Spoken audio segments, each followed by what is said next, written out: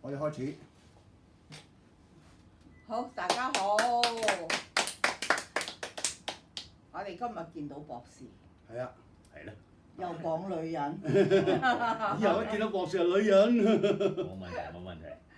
咁但係我哋今日都係繼續中女啦，係咪？你哋話？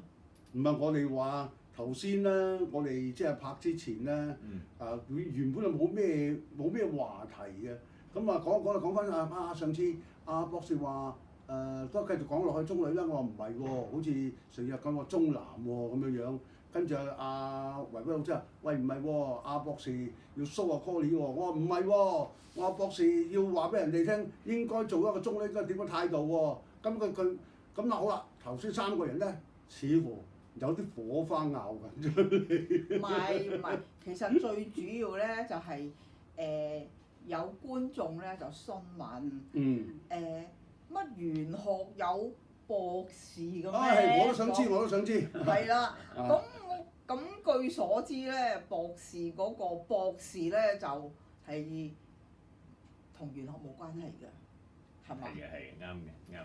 咁其實咧，我個博士學位咧就係呢個南澳大學嘅博士學位嚟嘅。咁呢個學位主要咧，我嘅專長咧就係做品牌呢個同埋策略嘅。哦。咁我嘅碩士學位就係喺呢個加拿大嘅，就係呢個一間叫達爾侯斯嘅大學。咁係主要讀咧係讀市務學。就係咁。即係 marketing 嗰啲嘢。冇錯，啱嘅。全部都係同市場策劃有關係嘅。啱嘅。哦，咁呢個都好專業㗎喎。都幾專嘅，其實都係。係咯，咁點解又會會去咗玄學嗰範嘅咧？哦，咁即係事情啊，當然係有原因嘅。咁其實咧，我讀咗咁多書啊，咁啊發覺咧，我做嘢嘅時候咧，咁就喺尤其是喺嗰陣時遇到顧修雪博士嘅。咁佢都係博士嚟㗎嘛。係。咁佢原來咧就我同佢學完15個心理學課程之後，佢就掹咗我去跟佢學嗰啲風水命理喎。咁我喺嗰個時候咧，其實我喺之前咧，我哋亦都遇到一啲問題嘅，就係點咧？就係雖然讀咗咁多書啊，咁但係咧有一個情況就係點咧？就發覺咧就同人哋做生意合作咁好多時咧就與人不熟，咁啊俾人哋咧係即係攞咗好多着數咁咯。咁所以變咗咧，經過呢啲嘅過程之後，發覺原來讀好多書有時咧嗰個入世深咗啦，知道原來讀咗書咧都唔係咧最有用嘅。有好多時咧要靠呢個咩咧？要靠嗰個嘅原來有天命嘅，咁要同呢個宇宙接軌嘅咁。咁我開始咧就因為咁咧，所以就得到顧修絕博士咧嗰個嘅即係叫做啟蒙啊。咁所以我開始咧就入咗呢個嘅命理同埋易學嘅。呢個係咁嘅。咁我再後尾就遇到我嘅宗師。咁我發覺咧就呢個學問咧係我亦都原來好中意喎，因為佢可以真係好準確睇到人嘅將來，咁同埋可以睇到人與人之間嘅合作關係係會係點等等嘅。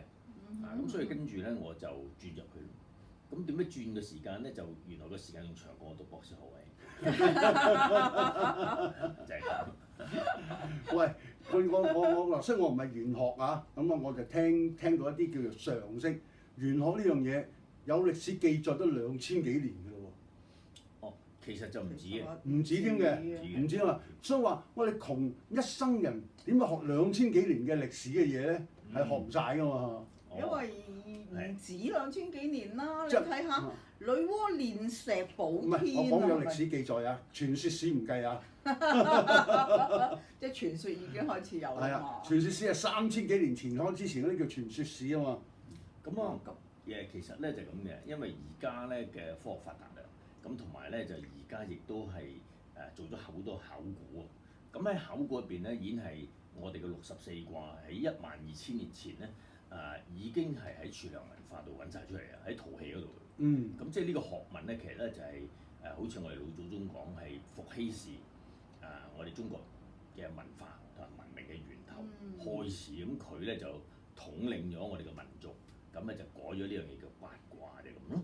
嚟到呢度咧，我反為有一個小道嘅講，唔係小道都好有咁講法，就係電腦出世嘅時候咧，已經幾十年前嘅事啦。咁咧就嗰啲外國人咧就嚟到中國咧，佢就好奇怪，佢睇到64卦，佢話點解你哋都會有嘅？你哋幾時發明㗎？就係你所講嘅12000幾年前，佢哋淨惡咗而打個突。哦，咁嘅，其實佢哋嘅學問咧係喺我哋明朝即係之後咧，佢哋嗰啲傳教士嚟咗之後咧，佢將我哋中國嘅好多嘅學問咧，同埋書本啊、書籍咧收購咗，跟住去到法國同埋德國咧係翻譯。哦，咁啊跟住就當咗係自己嘅。係啦，咁樣嘅，係啦，冇錯。係啊，其實係好即係好有趣嘅。我記得有一次咧，我同阿博士傾偈唔知點樣講下咁，我話其實讀過 MBA 啊嚇，我講我自己啊，讀過 MBA 點解轉咗行做神婆同人哋占卦算命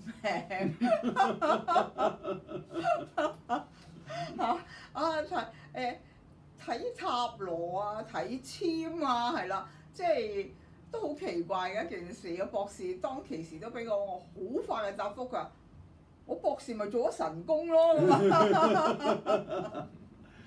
咁其實呢樣嘢咯，就可以講話係每人嗰個際遇啊，同埋佢自己嘅諗法啊、價值觀啊，好唔同。嗱，譬如話我哋拍電影嘅，有一個好知名嘅演藝人過咗身啦，吳耀漢先生，你知佢做咩㗎？做咩㗎？做牙醫嘅。嚇？係啊，牙科博士嚟㗎。犀利。喂，係啊，可以話風馬牛不相及㗎。佢只不過由牙醫變到演員咧，仲係喜劇嗰一隻喎。係啊，即係佢唔笑你笑嗰只啦嚇。係啊，冇錯。咁後來咧，我又發覺到咧，就好多喺荷里活嘅明星，佢哋好多都係有碩士學位啊、博士學位嘅，但未必係同佢做演員有關嘅。不過我就覺得咧，阿博士唔知啱唔啱請教你就話，每讀一科某一科都好啦，我發覺咧嗰個科目咧總係一套叫做基本嘅思想結構。去令到你自己學嗰樣嘢係紮實。咁如果呢套思想結構我 apply 喺另外一啲科目度嘅話，咁會唔會係相得益彰咧？咁樣樣。其實呢個當然啦，即係譬如包括我而家學嘅帝王譯咁啊，入邊係包括有連山譯、歸藏譯同埋周易噶嘛。咁但係卦係離不開64卦噶嘛。咁呢咪基本嘅嘢你都識，係嘛？即係咁咯。咁呢樣嘢就可以好多地方都用得到嘅。咁聽講你都係呢個帝王譯嘅傳承人嚟㗎喎，係嘛？係，因為咧帝王譯意思即係話我哋伏羲文明嘅呢個嘅我哋嘅呢個帝王啦嚇，佢傳呢3個譯，咁呢3個譯都係俾所有當時嘅皇帝用㗎嘛。係㗎，咁因為點解要用呢個學問咧？因為呢個學問可以愛嚟統領我哋所有嘅老百姓，等佢哋唔會係行入咗一個窿。咁令到佢哋可以能夠避啲天災啊、人禍啊，而能夠生存到，所以我哋個老祖宗嘅學問就令到我哋有成幾萬年歷史啊，咁解。係啦，博士啊，咁既然係咁嘅話，我哋講開中女啊嘛，咁中女同帝王譯可以連上啲咩關係咧？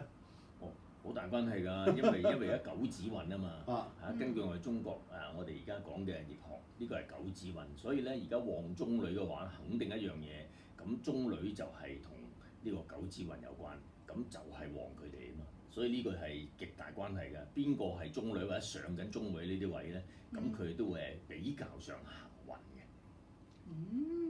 比較上行運，同埋上次我哋講咧，既然係做咗啦，咁啊既然有黃牌嚟咗啦，咁係咪要再更上一層樓去充實下自己啊，或者做啲某些嘅功課啊咁樣樣咧？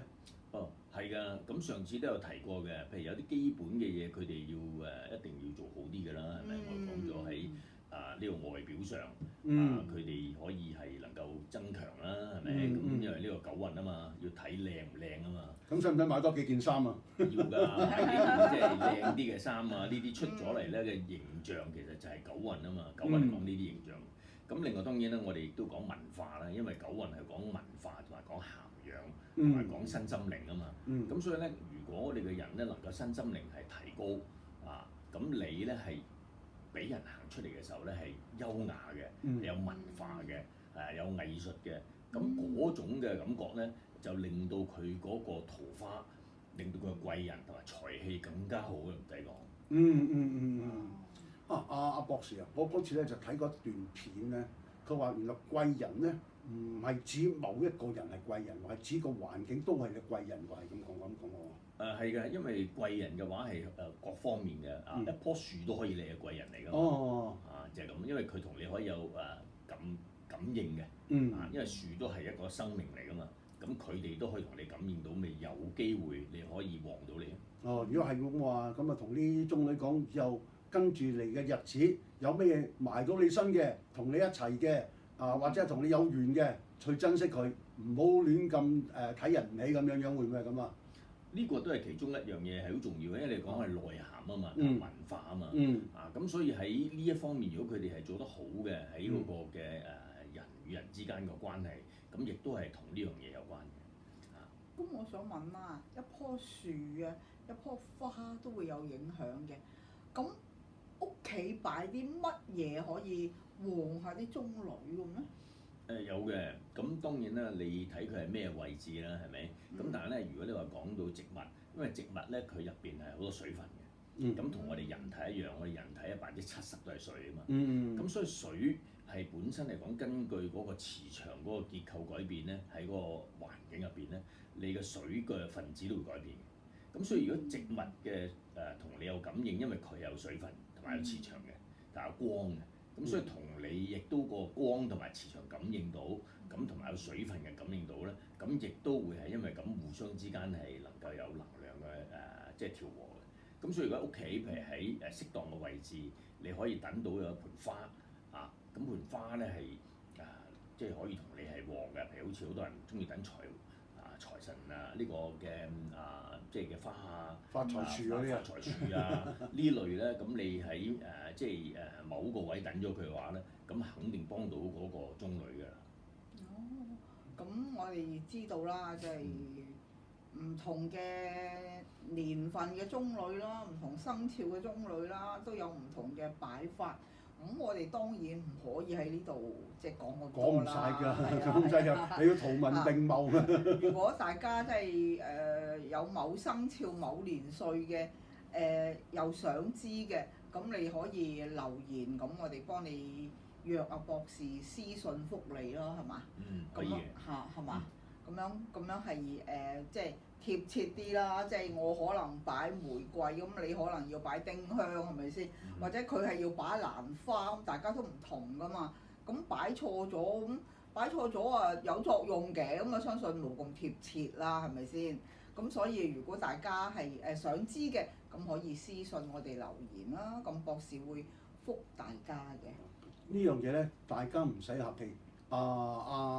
博士咧好肯幫人嘅，你肯留言嘅話咧，博士一定幫到你嘅。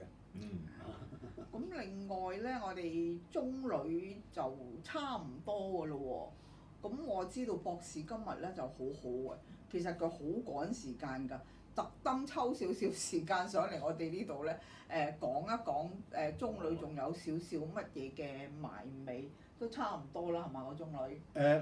我講唔會係差唔多，因為咧，等於我哋上堂啊。其實我上一堂咧，如果啲學生咧個個坐度望住個老師，等老師講嘅話咧，唔使2個鐘頭咧，個老師咧就唔知講乜好㗎啦。唔係個老師冇料，係個老師唔知講乜嘢俾你聽，因為你哋唔問。所以最緊要問，仲要問到一啲刁鑽嘅，或者新鮮感嘅，或者係同與時並進嘅嘢。博士有冇問題？冇問題㗎。冇問題啦，嗱，大家聽到啊，最緊要問啊嘛，係咪啊？如果唔係啊，博士都唔知講乜嘢俾你聽，博士就滿腹經綸，不知從何説起。當然啦，即係有一樣嘢重要嘅咧，就係如果佢哋中女方面咧能夠想係掌握佢哋自己嘅運氣更加好嘅話咧，咁我咧建議佢哋學呢個我哋嘅帝王翼嘅。有時咧，我哋有啲入門嘅帝王翼嘅課程咧，佢哋可以能夠掌握簡單掌握到都好啦。咁佢哋咧就已經能夠幫到自己嗰個嘅掌握佢嘅未來㗎。非常之好啊！今日嘅好消息啊！阿博士有一樣嘢我就想問，因為我自己教咁多班咧，我成日遇到個問題嘅，就係嗰個學生喺未上堂之前咧，就問好多嘢。第一係咪好貴㗎？第二學完之後會點㗎？第三會唔會呃人㗎？第四，呢啲嘢我知啦，唔使學啦。咁原來嗰啲佢係一知半解，或者聽少少嘅叫做咩啊？叫皮毛常識就唔係事實常識，皮毛常識就當咗自己係專家。咁呢樣嘢，我想博士你咧講帝王翼咩入門會係令到你學咗之後會係點，或者你未學之前會係點嗱？因為我唔識嘅，想博士你輕輕講講。哦，好嘅。嗱，譬如好似咧，我哋有一個課程叫做知命無憂啊。